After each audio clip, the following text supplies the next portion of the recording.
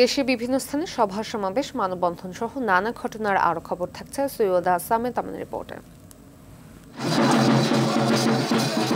পিরোজপুরে জেলা স্বেচ্ছাসেবক দলের আহ্বায়ক কমিটি প্রকাশিত হয় বিএনপির ভারপ্রাপ্ত চেয়ারম্যান তারেক রহমান, কেন্দ্রীয় স্বেচ্ছাসেবক দলের সভাপতি এস.এম. জিলানী ও সাধারণ সম্পাদক রাজীব আহসানকে শুভেচ্ছা জানিয়ে আনন্দ র্যালি ও মিষ্টি বিতরণ করেছে জেলা স্বেচ্ছাসেবক দল। বিএনপির ভারপ্রাপ্ত চেয়ারম্যান তারেক রহমান কর্তৃক ঘোষিত রাষ্ট্র কাঠামো মেরামতের ৩১ দফা বাস্তবায়নের লক্ষ্যে নেত্রকোনায় লিফলেট বিতরণ করেছে জেলা ছাত্রদল। শরীয়তপুরের ভেদরগঞ্জ উপজেলা পরিষদের আইন শৃঙ্খলা সমন্বয় কমিটির মাসিক সভা অনুষ্ঠিত হয়েছে।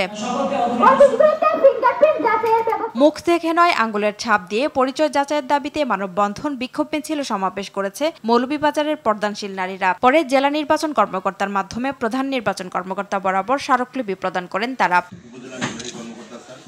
এসো দেশ বদলাই পৃথিবী বদলাই এই প্রতিবাদে তারুণের উৎসব উপলক্ষে দিনাজপুরের হিলিতে প্রতিবন্ধীদের মাঝে সুবর্ণ পরিচয়পত্র বিতরণ করা হয়েছে। নারায়ণগঞ্জের রূপগঞ্জে তারাবো পৌরসভায় প্রাচীন খেলার মাঠ রক্ষার দাবিতে স্থানীয় স্কুল, মাদ্রাসা, হেফজখানা ও কলেজ সহ ৩০টি শিক্ষা প্রতিষ্ঠানের শিক্ষার্থী ও এলাকাবাসী মানববন্ধন ও বিক্ষোভ মিছিল করেছেন। রংপুরে হিমাগারে আলু সংরক্ষণ ভাড়া বৃদ্ধি সহ ৪ দফা দাবিতে বিক্ষোভ, মানববন্ধন ও স্মারকলিপি প্রদান করেছে আলু চাষী সংগ্রাম কমিটি।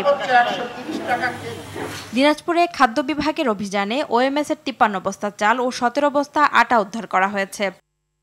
যশোরের বেনাপোল সীমান্তে অভিযান চালিয়ে ভারতীয় ফেনসিডিল, গাঁজা, শাড়ি, কম্বল, চকলেট, ওষুধসহ কসমেটিক সামগ্রী আটক করেছে বিজিবি। এ সময় ২ মাদক কারবারিকেও গ্রেফতার করা হয়।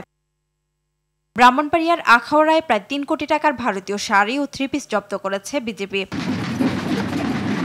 এসো দেশ বদলাই পৃথিবী বদলাই, সুস্থ দেহ সুন্দর মন বয়ে আনবে এর প্রতিবাদে বরিশালের ৫৩তম জাতীয় স্কুল, মাদ্রাসা ও কারিগরি শিক্ষা জেলা পর্যায়ে শীতকালীন ক্রীড়া প্রতিযোগিতা অনুষ্ঠিত হয়েছে। সৈয়দা সামিয়া তামান্না, RTV।